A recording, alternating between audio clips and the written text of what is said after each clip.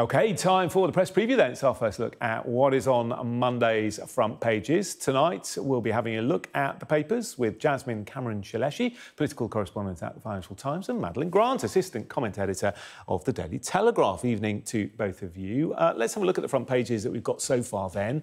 Nurses give Sunak the double digit. That's the front of the Metro, after the leader of the RCN said her nurses should now get a double-digit pay rise instead of settling for 5% as originally recommended and rejected.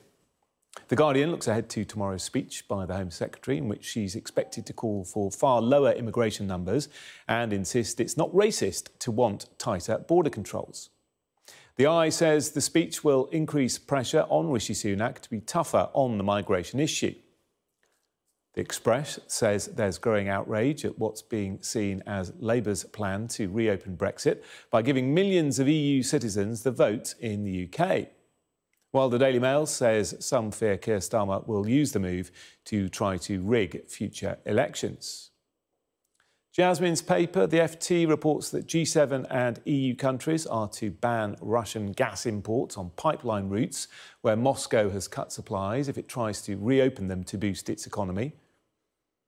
The Mirror shows rugby player Rob Burrow triumphantly crossing the line with help in a charity marathon in Leeds after he was diagnosed with motor neurone disease in 2019. Really moving, those pictures. The Sun has the latest news about the future of ITV's This Morning presenter Philip Schofield. And the Daily Star brings the disappointing news that the summer many were expecting to arrive in the next few days actually won't happen until next month. And don't forget, you can scan that QR code that you see on screen during the programme. Use your mobile, check out the front pages of tomorrow's papers while you're watching us. And we are joined tonight by Jasmine Cameron-Chileshe of the Financial Times and Madeline Grant of the Daily Telegraph. Great to see you both. Thanks for your time this evening. Let's get cracking. Jasmine, front page of the Metro. Nurses give Sunak the double digit. Initially, they were asking for 19%, weren't they? Then they accepted 5% and that one-off payment. Now Pat Cullen is playing hardball, isn't she, with the government?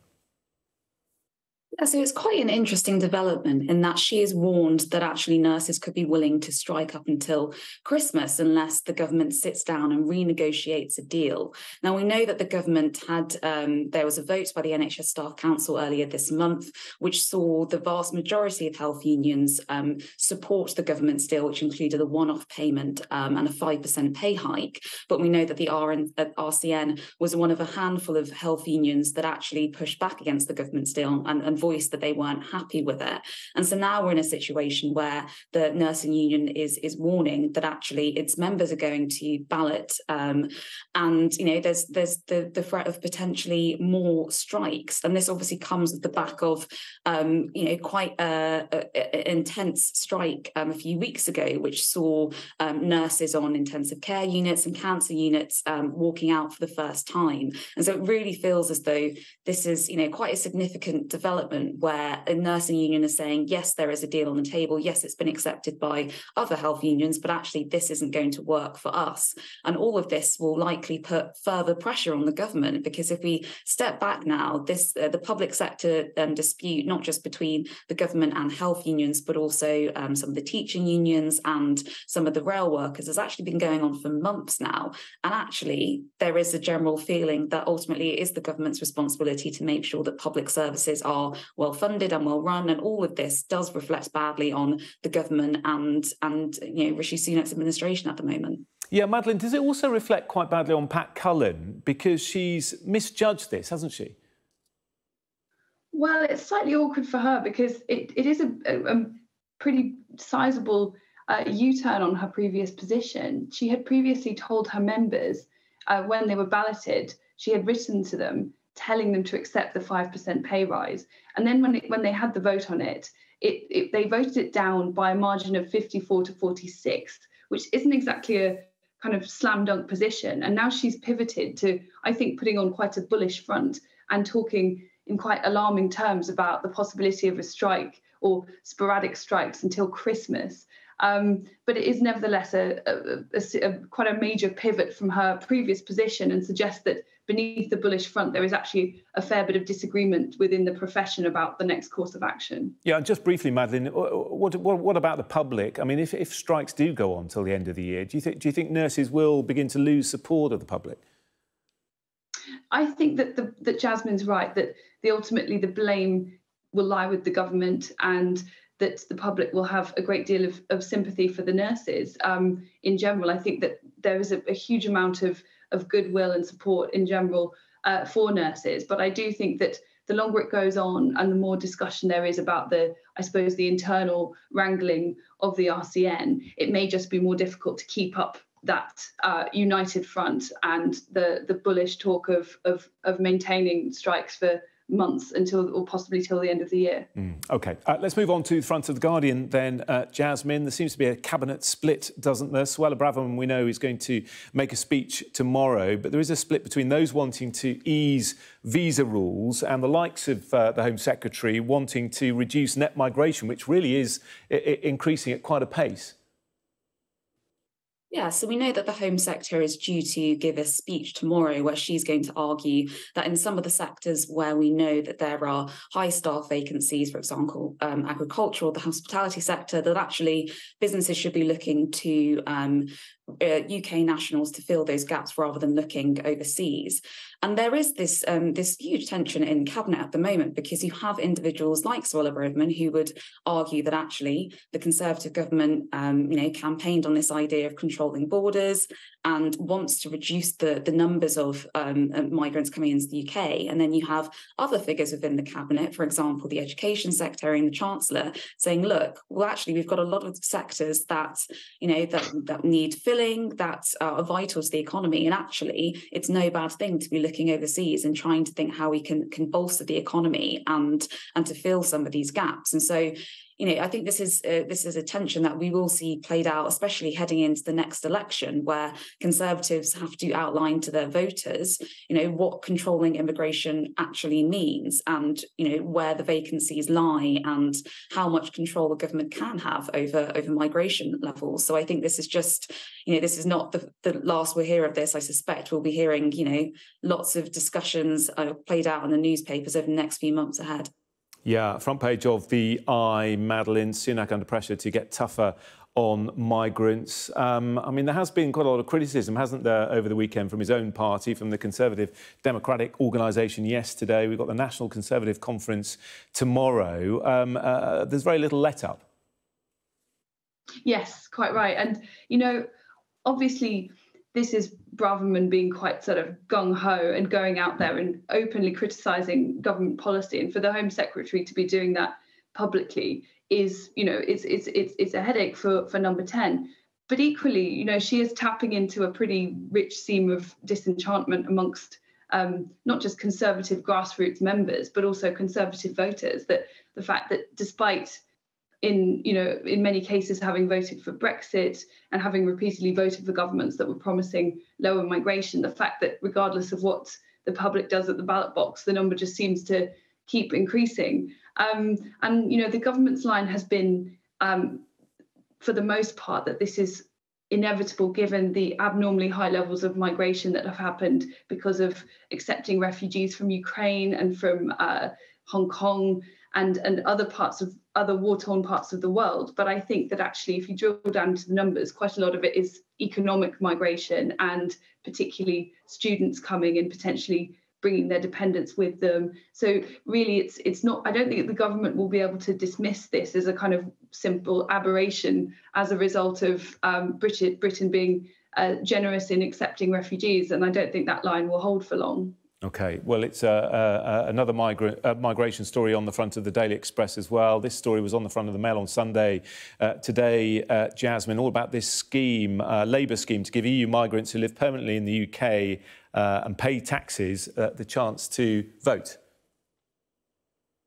Yeah, so this story's been playing out throughout the weekend, as you say. This is Labour's potential package of reforms if they get into government, looking at expanding voting rights for some EU nationals, as well as perhaps 16 and 17-year-olds. And, the party has been keen to stress that actually nothing has been firmed up. These are just discussions that are ongoing. But it's provoked quite a fierce backlash from some within the Conservative Party who suggest that this is Labour, perhaps they're trying to fiddle with the electorate, perhaps there's something more underhand. But I do think if you actually look at what, I think it was the Shadow Business Secretary was on air this morning, the Labour Party's argument is that actually it's about expanding democracy, and that if you are a legal resident in the UK and you're paying taxes, then there's no reason why you shouldn't be able to vote. And we also know in places like Scotland, 16-year-olds are also able to vote as well. And so the Labour Party's argument is that this is just about making voting slightly fairer. But obviously there's a lot of scepticism from the Conservative Party. And, obviously we'll have to see what this policy looks like in practice and how far it actually extends. We know that in 2020, I think Starmer, his comments were quite wide-reaching, but what's being briefed seems to be perhaps a limited extension of voting rights to EU nationals. So we'll have to see a bit more detail in the coming months. Yeah, Labour put out quite a vague statement last night on this. It certainly doesn't seem to be firm policy, but critics are jumping on it, aren't they, Madeline? Just a very quick thought from you before we go to the break. Well, quite right. I mean, I think that this is a great example of how Labour can often be their own worst enemy. Just as they are starting to look sensible and electable, they managed to come up with an idea that would alienate millions of people. I mean, it's not. I do think would be a fundamental change, letting EU citizens in the UK vote, even if there was no reciprocal arrangement in their own country. I think however they tried to spin this, it will look like gerrymandering to a lot of people, and also a fundamental change in the way that we view citizenship and the rights and obligations that come with that versus people who've come to live and work here but have not yet obtained citizenship. OK. All right. We must leave it there and head to a break. After that, the Metro reports on Turkey's general election, where President Erdogan is fighting to remain in power after 20 years. Don't go away.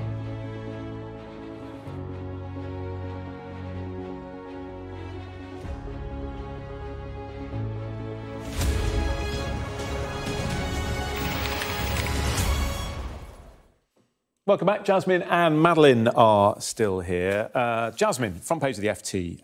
Tell us about this embargo on Russian gas.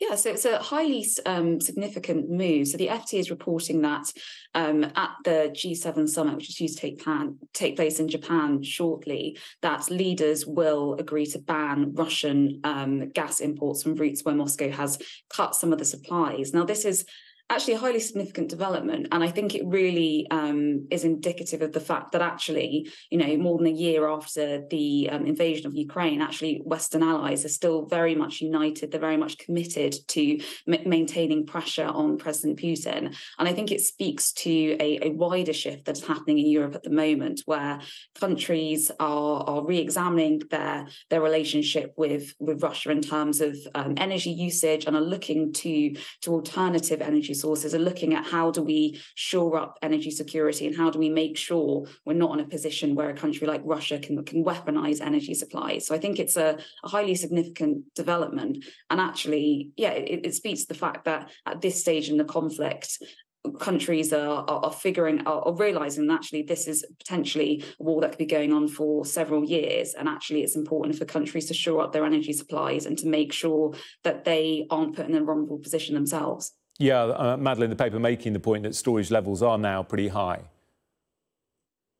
Yeah, that's right. That actually, when faced with the crisis, I mean, initially the Western response was in some cases quite muddled, with different countries doing different things, some countries being far more sympathetic to Russia.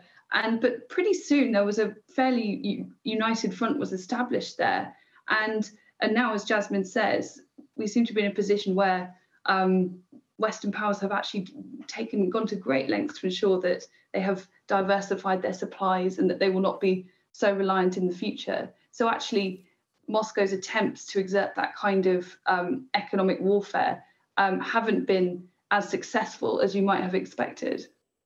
And the other main story on the front of the FT, it's also inside the Metro as well, the election in Turkey. And Jasmine, 88% turnout is huge, isn't it? Shows the significance of this general election. Yeah, and of course, President Erdogan has, this is a key moment for him. He's been in power for, I think it's around 20 years now. And what's been quite interesting is that I think it's the 6 opposition parties have unified around a single candidate, and that they didn't want the vote to be split. And so there's, this is clearly a big moment for the country. And it also comes amid a backdrop of, we've had those 2 earthquakes, and we also have, rampant inflation throughout the country. And so there's a lot of focus on Erdogan's leadership. There's a lot of questioning of it.